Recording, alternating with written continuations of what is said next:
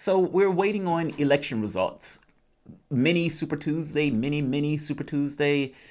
Um, Multiple states are going today. Now, we don't have as many states that are going today. Ohio has been postponed, but basically, Arizona, Florida, and Illinois are still going forward. Florida has been called for one Joe Biden. Florida opened at around 7 o'clock, and Joe Biden, at this point, if with 76% reporting, is at 61% to Bernie Sanders 22.6. Biden is at 61.4%. Sanders is at 22.6%. It is not even close. Hence them calling Florida immediately. Right now, we're still waiting on results from Illinois. With 1% reporting, Joe Biden is jumped into a 65.2% to 27.3% lead, and that is Illinois. Arizona starts their results at 11:10 p.m. On a bright spot that's not necessarily going to matter all that much. At least I don't think so. Reuters Ipsos poll. Now, Reuters, I think it was last week or a couple of weeks ago, came out with a poll that had Joe Biden leading by, let's see, Joe Biden was leading in the other poll by 21 points, and this was a week ago. Currently, Joe Biden is only leading by single digits. Now, I have to be honest, I'm not entirely sure what changed within the context of the week absent the debate. Now, among Democratic voters, 48% back Biden, 39% back Sanders. And again, just a week ago, that number was apparently 21 points. Exact same poll with a massive disparity in very short order. The catch here, though, is that the issue, like I've said before, national polls sometimes lie. You have these elections are decided in states, and you get momentum bumps going from one state to the next, especially when the public gets certain things in their head about whether or not a candidate is more electable, whether or not a candidate can win, etc. And when Joe Biden was able to win South Carolina, and Sanders was not able to make a case against Joe Biden because he refused to create a significant contrast, well, at the point where the moderates consolidated, it is kind of difficult to turn that stuff on immediately, something that you weren't necessarily doing the entire presidential primary. So I got to be honest, I'm not entirely sure what changed within the course of the week outside of the debate. And at this point, I'm not sure it entirely matters. We are going to see what happens today. Florida is a massive haul. Ohio will be a massive haul. Ohio has been postponed. We're going to see if Sanders can pull out Arizona. He's still somewhat behind in Arizona, but you never know. And it looks like Illinois is also going to go to Joe Biden if nothing drastically changes within the next, 20, 30 minutes. The thing I want to talk about, though, boils down to the issue and the actual, I think, the largest failure in the context of this campaign. I think the thing that hurts the most, the thing where when you're looking at it and you're leveling kind of everything out, the thing that burns the most, that the level of failure that hurts the most, and the reason why it hurts so much, I think it boils down more than anything else than missed opportunities. Meaning, it is true that everybody had lined up against Sanders, meaning the entirety of the party, the media, the oligarchs, all that stuff is true. But that stuff was to some degree expected, right? I mean, did you really come out of 2016 thinking that the Democratic Party was going to play fair or even-handed? Did you really believe that the media was going to play fair and even-handed? Did you really believe the oligarchs weren't going to throw billions of dollars into trying to stop Sanders? All of that stuff was going to happen. All of that stuff should have been expected. Everybody that was not named Sanders that was in that race should have been accepted and assumed to be working in tandem with the party, including and especially one Elizabeth Warren. I was right about her from day one. It's the missed opportunity. I think that's the thing that burns me more than anything else. I look at these states that are coming in, the Floridas, the missed opportunities in many of these states, especially going all the way back to South Carolina.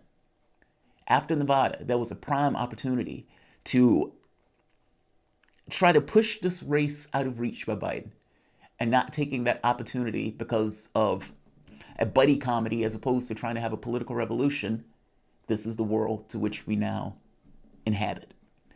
Joe Biden has taken Florida. Joe Biden has taken Florida. And he's taken it by, at the very least, like 30 points at this point. This may be a long night, but we're going to hang out with the results together. All of us at this point are under self-quarantine, especially in Maryland and D.C. So let's hang out together. Bernie Sanders, it's not a Benjamin Sisko. And like I said, the biggest failure in this race was the missed opportunity in comparison to what was at stake. Welcome to the Soapbox.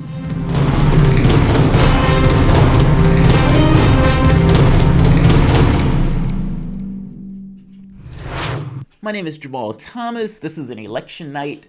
You could say news analysis and election stats, what's taking place in the context of the election. But this is also us just hanging out, doing the show on this night. I need to check to see if there are any contributor appreciation questions, but ultimately it's just hang out.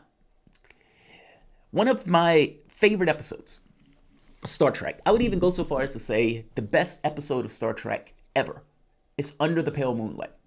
Now, Under the Pale Moonlight is during a war, and not a cheesy war in the way that they did Discovery, where you kind of just force the war immediately. No.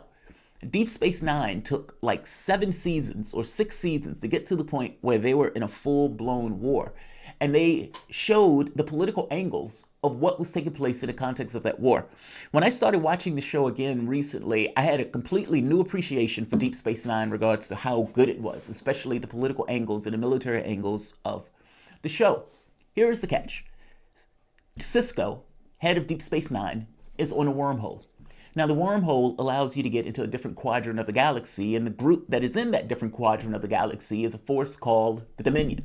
Now, the Dominion is basically a group of fascists run by shapeshifters. The Dominion, despite using language of peace and harmony and coming together and everything else, they were basically fascists. And they want to take the quadrant of the Federation and effectively rule it and subjugate thousands to millions of worlds. Now, this kicks off into a war, and it's a war that the Federation is losing. The Federation is losing badly. And not just losing badly, they understand and expect that if the war continues to go as it's going, with millions and billions of people dying, that they're going to lose. Now, you put that in context of what is at stake. Now, Star Trek is the best of us. Meaning this expansive humanism, this notion that these are the best humans that we could potentially imagine. And you ask the really interesting question of what do those humans, the best of us, do in a situation where they are about to lose a war? What are their ideologies? What are their guardrails? What are the things that they're willing and the lengths they're willing to stoop in order to win this war? Now, I've argued that if Jean-Luc Picard was in Sisko's position, the Federation would have lost that war. Why? Because I keep making the point that ideology is a poor substitute for reality. And the reality is at stake are billions of lives, thousands of worlds, hefted against your ideology. Meaning this, I can't do black dealings in order to get something that may allow me to win the war. It's a war. What matters more to you, your ideology or the fact of what's at stake? Sisko works with the Cardassian to basically make a long story short, bombs, he gets a data rod to make it look as if the Jem'Hadar is about to attack one of the other races in the quadrant, the Romulans. And then he destroys the ship that's carrying that data rod to make it look as if any flaws that is in the rod itself would basically just be akin to the reason why it was bombed and destroyed. Meaning everybody that was on that, including one of their senators, were effectively killed. Sisko stood by to allow all of this to take place in order to drag the Romulans into the war. Now, I don't need to tell you, this goes way above and beyond anything that a Starfleet officer would even get caught dead doing. And Sisko did it. And the entire In the Pale Moonlight is Sisko explaining what he did, why he did it, the guilt that was associated with it, but comes to the conclusion at the very end of it, if I had to do it again, yeah, I could live with it. Now, I look at that and say, you did your job. Look at what was at stake. You had the entire quadrant at stake. How could you not do that? Is it not your philosophical responsibility to look out for the interests of the people in your quadrant? And if it is in your philosophical interest to do that, does your ideology, this Starfleet rule set, matter more than the lives of the people, the billions of lives at stake? That's what this boils down to. Now, that to me is the reason why In the Pale Moonlight was so good. Basically, this was kind of a living incentive structure asking this very basic question: is your ideology and the Starfleet ideology more important than the actual reality, the materialistic concerns of your world? And In the Pale Moonlight comes back with the answer of no. Ideology is a poor substitute for reality, and there are times where your reality matters more. Let's bring this into our current field, meaning one Bernie Sanders. Bernie Sanders is no Benjamin Sisko. He was not able to exceed his own ideological guardrails in order to do what was necessary to win this race. And I am of mind that he could have won this race. He refused to go after Joe Biden when Joe Biden lied about civil rights. And put that in context.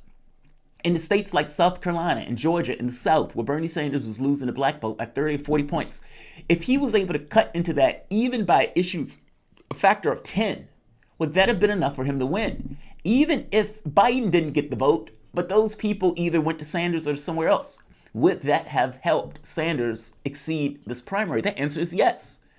If you can't necessarily win that affirmative argument with Joe Biden because Joe Biden was working with Obama and because blacks effectively ends up following a misleadership class that tells them to effectively vote for these random Democrats, despite the fact that these random Democrats are taking it for granted and not doing anything on their behalf. If that's your populace and your name is Bernie Sanders and you're not going to win that argument, just like you didn't win that argument in 2016, then what do you need to do in order to tarnish, to burn the sky of sorts, to make it where those people have a headwind in voting for Joe Biden? What you do is you make the point that Joe Biden is lying about civil rights, that Joe Biden is lying about this Africa issue, and you show Joe Biden in his own words calling that he was part of the civil rights, and then show him in his own words proving that he was lying about it. That's what you do. And you do that in South Carolina. You do that in Georgia. You do that as the race proceeds. And you do that especially when you're coming out of Nevada because you're trying to seal that deal, seal that race right then. The fact that Joe Biden is your friend matters less. What matters more to you? Your ideological guardrails or the items that are at stake? As a lefty, one of the worst aspects of this is that we have a certain analysis of the issues and the problems associated with our society, meaning capital. This notion, this capitalist incentive where the idea of cash matters more than the individuals in the society. You don't believe me? Oftentimes, when I was in software, the most interesting aspects were the areas that didn't work the way you expected them to work. Well, the same thing applies to your natural world.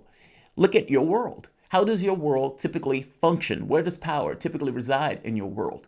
And despite what you learn in school, despite what media tells you, this is a democratic government and all this other stuff, the reality of it is your system, your democratic order has been captured by cash. You don't believe me? What are the areas that are being attended to typically? And what are the areas that are still being attended to in this pandemic? They're talking about oil and gas. They're talking about casinos. What they're not talking about is ensuring that the public itself is intact. Spain has effectively taken over, nationalized the private hospitals. France has suspended rent payments and utility bills. The United States and the Democratic Party, the party that's supposed to represent the actual left in this country, the best they can do is 20% guaranteed unemployment. 20%. The overwhelming majority of the population have no protections at all in regards to whether or not they have to go to work or whether or not they'll be able to afford their rent, whether or not they'll be able to maintain their job, whether or not they'll be able to get food in the house. None of that stuff matters. At the very least, to the people in power, be it the Democratic Party or the Republican Party. Bernie Sanders at the debate was asked or started making this point about where power resides in the United States. And you listen to that and you say, yes, he's right. And the person who you full well honestly believe would be the one who would most likely do something about it is the person who is articulating it. And yet, despite the stakes, despite this great appraisal of the situation itself, he doesn't have it in him to do the job. Like I said, the biggest disappointment in this wasn't what Sanders was pushing for. It was the inability of him to get beyond himself in order to do what was necessary to make this argument stick. We need to move aggressively to make sure that every person in this country who has the virus, who thinks they have the virus, understands they get all the health care that they need because they are Americans, that we move aggressively to make sure that the test kits are out there, that the ventilators are out there, that the ICU units are out there, that the medical personnel are out there. But Jake, if I might also say that in this moment of economic uncertainty, in addition to the coronavirus, it is time to ask how we get to where we are, not only our lack of preparation for the virus, but how we end up with an economy where so many of our people are hurting at a time of massive income and wealth inequality. It is time to ask the question of where the power is in America. Who owns the media? Who owns the economy? Who owns the legislative process? Why do we give tax breaks to billionaires and not raise the minimum wage? That is exactly the question. That is indeed the question. And again, the issue is not Sanders' analysis of this.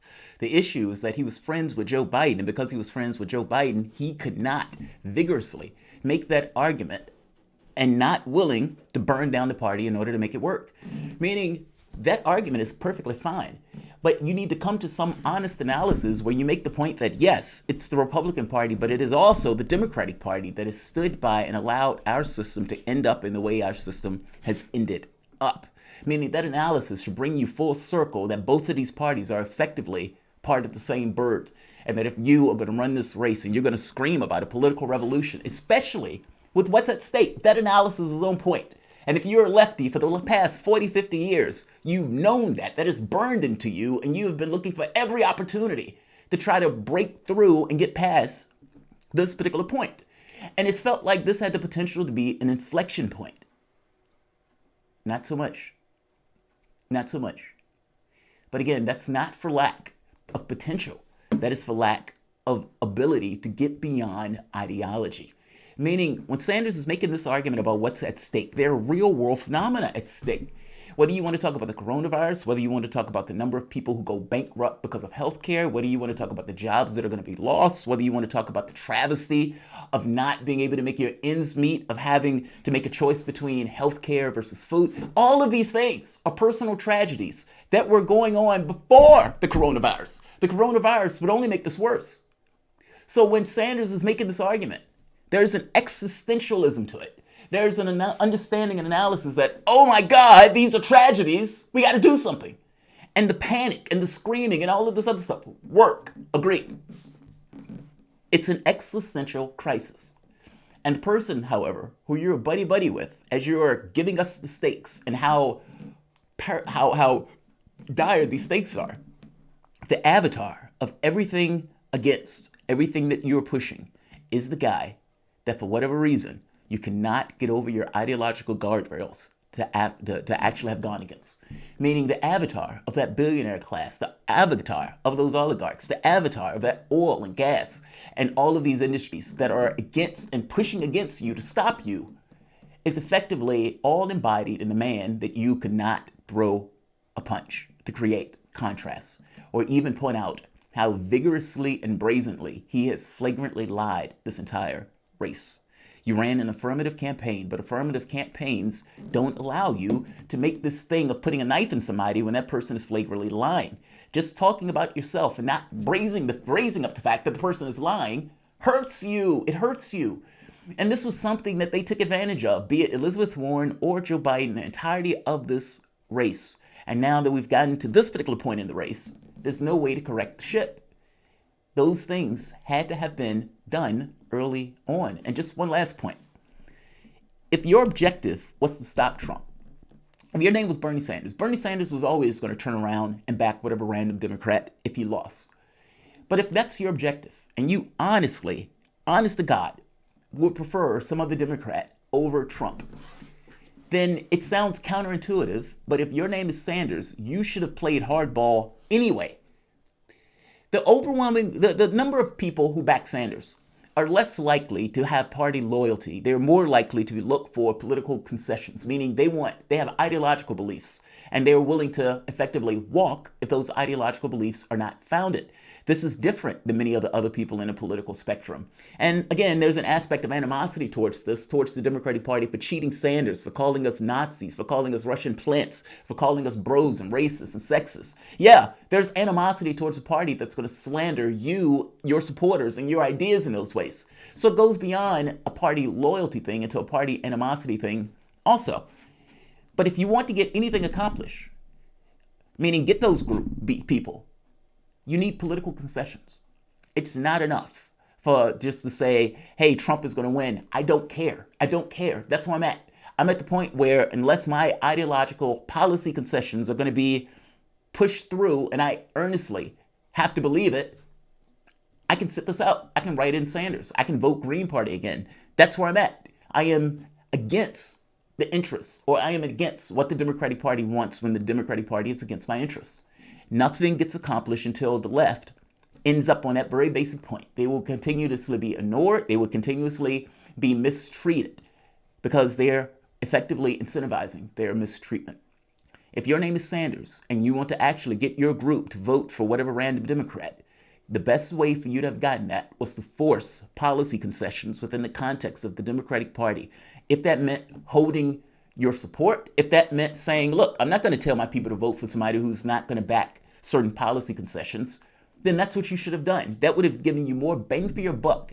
They would have bitched, they would have howled, all that stuff is true. But fact is, if you really wanted your supporters to back the Democratic Party, then going to your supporters and just saying, hey, back this random Democrat to keep Trump out was never going to work.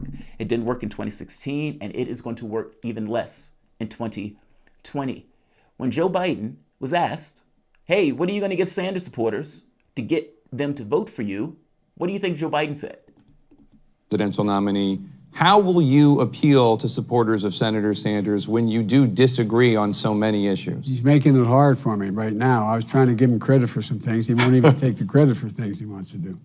Look, I think that I want to make it clear.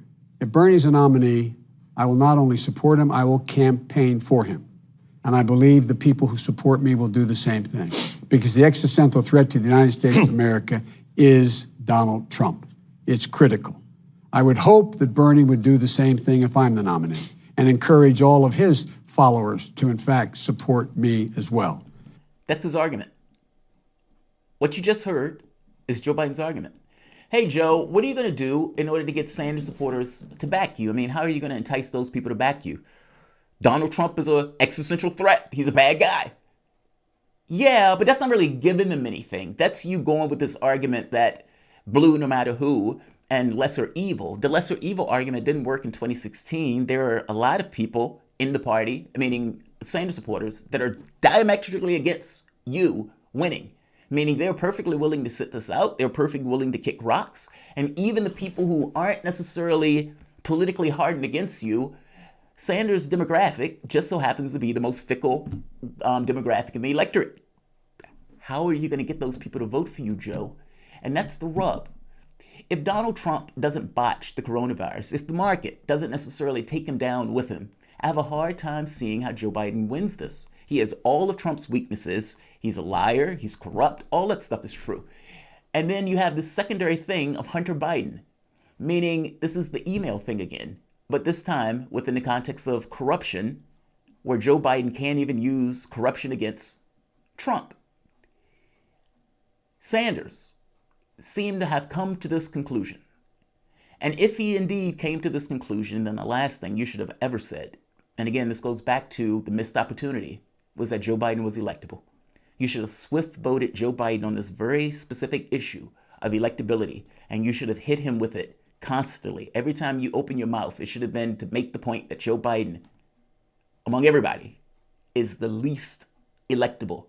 for the host of reasons. Everything from the trade deals, everything from what it looks like was mental degradation. If you didn't want to say it yourself, you could have put it out in some kind of video or had somebody else do it. And yeah, the issues of civil rights that Trump is going to go around him and try to make a play for black voters. All of that stuff just so happens to be true. Not to mention the youth vote and the missing and the overt lack of energy associated with the campaign. If you knew that, then you should have been saying it constantly, especially because of what is at stake, meaning Social Security, Medicare, that Trump has already said he's going to go after.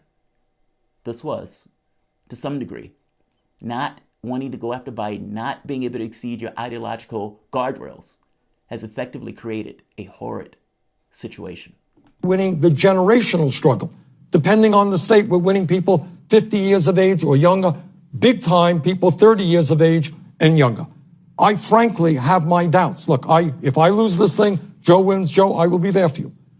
But I have my doubts about how you win a general election against Trump, who will be a very, very tough opponent, unless you have energy, excitement, the largest voter turnout in history. And to do that, you are going to have to bring young people who are not great voters. They don't vote in the kinds of numbers they should into the political process. I have my doubts. But see, that's just it. That's true. And if that's true, then how is Joe Biden going to win this race? This is kind of my point when I say that it's missed opportunities. And to make the point that much more plain, even in the middle of a pandemic, cash is the thing that matters most. You know, the reason why we didn't have the vaccines and everything else prepared is because there's no money in vaccines. Meaning, when I make the point that the entire goal of capitalism is to maximize profit, and things that are not areas of profit, those things tend to get shirked in regards to investment dollars. That just so happens to be true. The coronavirus shows us the real world consequences of this by effectively investment and money. Right here, this is Bloomberg. The U.S. healthcare system rewards pharmaceutical companies and venture capitalists for drugs targeting chronic ailments such as high cholesterol and life-saving extending cancer medications. But for infectious diseases, either the disease wanes and there's no market, or the disease exists and there's no pressure to reduce the price. Yeah. So, meaning there is no impetus, there is no incentive in our capitalistic system to deal with things like vaccines. So, we have shortages. To make this worse, the United States tried to buy off a vaccine from one of the other companies, I think it was Gilead, where it alone had access to the vaccine. Again, cash meaning more than regular human beings. Robert Wright, Big Pharma got language in the Corona bill preventing the government from limiting their profits on future vaccines, even though many of the same drug companies are receiving funding from the government to combat the pandemic. Now tell me, you're the member of this society, a human being, and I would wager that, like many human beings, you would think that you matter a hell of a lot more than somebody else's profits. And yet, the thing that's being attended to by the Democratic and the Republican Party are those profits. The person who's running in the Democratic Party has said once before that nothing's going to fundamentally change and is getting tons of money in these super PACs and everything else from the oligarchs. The market goes up when Joe Biden takes the lead in the race because they fundamentally understand that nothing is going to fundamentally change. The oligarchs still were able to maintain corporate control of the party. That's true whether Biden wins or whether Trump wins. And in a situation, even in the middle of a pandemic, Big Pharma gets what it wants. The hotel industry may get what it wants. Oil and gas and shale may get what it wants. And yeah, casinos may get what they want, meaning handouts. The banking system gets what? Over $2 trillion within the course of just on a whim. But we're still having the basic conversation about what are we going to do in the context of the public itself. When Sanders makes this basic argument about where power resides, Sanders is absolutely right. But every time I hear that argument from Sanders, it aggravates the shit out of me because it makes me realize the missed opportunity in this contest. This could have been an inflection point. But instead, we're in a world where Joe Biden is going to be running against Donald fucking Trump. Marcus Will, You ever consider that Bernie Sanders didn't hit Biden or Warren because Bernie Sanders doesn't ever want to win? I don't think that's true, Marcus. I think he wants to win. I think he fundamentally wanted to win. I think the issue really does boil down to ideology. I think this for him is an ideological barrier. It's like Joe Biden is a friend of mine. Joe Biden was nice to me before anybody knew who I was, so I don't want to hit Joe Biden. I honestly believe that's where it begins and ends. For the standpoint of Warren, I also believe that he thinks Warren is a friend of his. And whether he thinks she's a friend of his or not, he's willing to give her a pass on this stuff and believes that maybe he needs to unify with her at the end of the process. Now, I think this is ludicrous. Warren showed you who she was back in 2016. You should have believed her back then and coming into 2020 and assume, just like she was working in tandem with the party in order to get political concessions, that she was going to do the exact same thing this time around. But again, this is Sanders we're talking about. And the guy who didn't run attack ads, who didn't want to make the comparisons between his record on civil rights versus Joe Biden's record on civil rights, he didn't want to do those things. Not because he didn't necessarily, not because he couldn't do them. He just ideologically didn't have it in him. And again, this is the worst scenario. Like this wasn't him just losing. This was him being beaten by his own ideological headwinds. Please play the evolution of trust while you wait for results to see what kind of player Bernie is. Hint, it involves Kantian ethics, utilitarianism. You'll love the Doomsday Machine was good too. I don't know if I can play that, but I'll check it out. You skipped me, bro. No, I was coming back to you, Ben. I was coming back to you.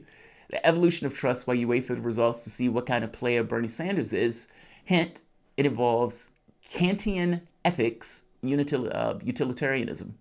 You'll love, Kant. You're saying Kant. Kantian. You'll love it. Doomsday Machine was good too. Doomsday Machine was good. Doomsday Machine was really good. Yeah. I agree with you. Look, my childhood was spent playing chess, tournament chess. I've been playing ever since I was like 12 years old. I process the world in those terms. Meaning, I process the world in terms of competition. I assume that me or anyone else that's in a competition would try everything in their power to win that competition short of breaking the rules of the competition.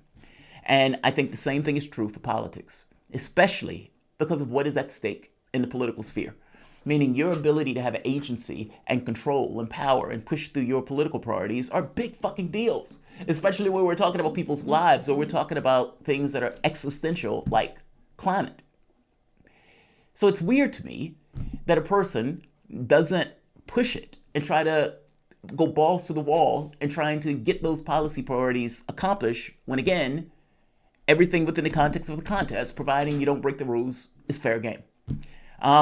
Sanders does not play politics like this.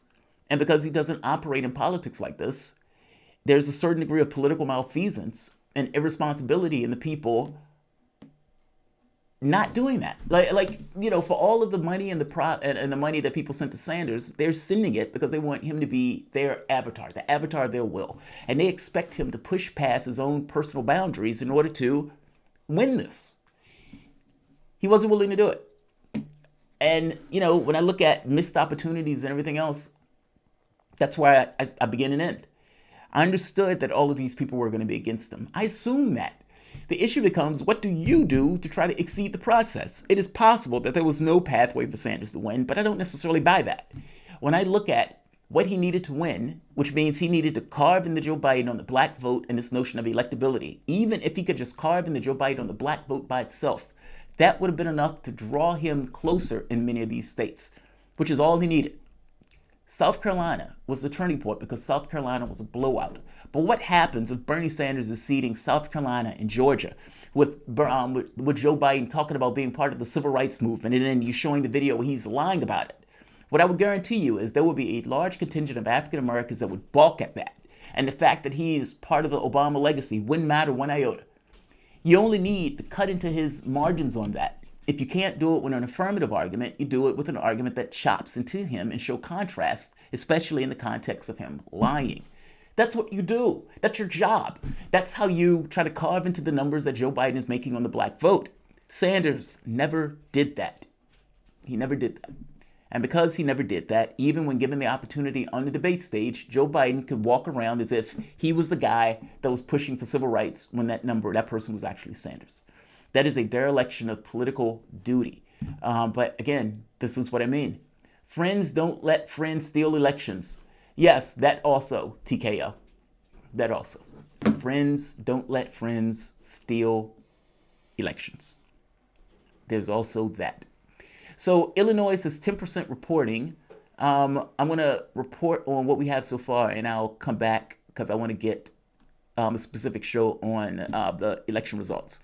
But right now, Florida, 87% reporting. Joe Biden with 61.6%. Bernie Sanders with 22.8%. So far, that's the equivalent of 130 delegates, with Sanders getting 48. For Illinois, you have 10% reporting. You can't see that right there. 10% reporting. Joe Biden, 57%. Bernie Sanders, 37.5%. 93 delegates for Joe Biden so far, with 46 going to Sanders. We're still waiting on Arizona, and Ohio has been postponed. Let's see. Ben Rally, what's your chess time handle? Oh, I don't have chess time. I use ICC. HMU at James Morley, Sherlock Holmes, PhD, 1895. Interesting. Yeah, I don't have chess time. I used to use the ICC, but I haven't played in a while. Things have been so busy with the channel, doing 2 jobs. It's just been impossible to get time. It's over. What now? Rafael Rodriguez. Marcus Will. Jamal Thomas, you're blind as fuck. I'm sorry to say. I mean, I don't have this. You're assuming that Sanders is operating from a position where he is just being a sheepdog. Is it possible that he really does have those ideological guardrails? If you don't believe me, look back at the way he's run his other races. Sanders doesn't run attack ads. And he, for whatever reason, thought he could do it without doing so. When the article came out, I think it was New York Times or BuzzFeed, one of them, they went into this notion that basically Sanders was friends with Joe Biden. And because he was friends with Joe Biden, he felt squishy around hitting him.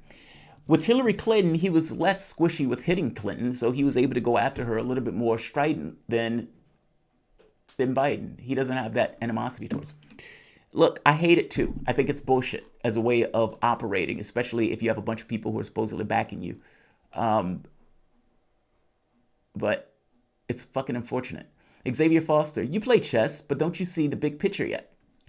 Well, at this point, the big picture is due loss that aspects of the left has... Look, I think I said this back in 2016, that until the left gets it in their heads that they're not just going to play along with this you have nowhere else to go nonsense, and that they're willing to walk, nothing changes. This was an opportunity. Sanders just squandered it. There's a difference in those things. Let's see. I think I got everybody. Marcus Will, you consider Bernie Sanders didn't hit Warren because he doesn't want to win. Yeah, I mean, that's kind of weird. I don't think you go through that process if you don't want to win.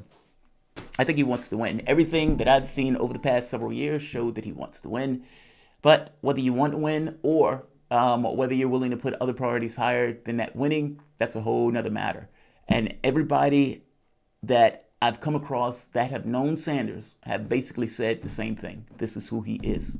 Unfortunately, fucking unfortunately. Come at me, bro. P versus D4. Oh, that's funny. That's funny. Pawn to D4. Yeah, Ben, I haven't played. I have ICC. I used to play on the Internet Chess Club, but I haven't played in a while. All right, I'm gonna end this. This is fucking depressing, to put it mildly. And like I said, the true failure of all of this wasn't that Sanders was beaten. It's that Sanders lost. And Sanders lost because he didn't have it in him to do what he needed to do in order to potentially win, which means to burn that fucking party to the ground, if that's what you needed to do. Don't scream for a political revolution and then act like the guy's your buddy and so much so that you can't do what's necessary to win. That's the biggest letdown in this entire process. It's not so much that Sanders was perfect. I never expected such. It's not so much that I thought Sanders was going to be this quote-unquote revolutionary. Didn't necessarily expect that. I've been talking about 2 years or more about his weaknesses in regards to going after his political opponents.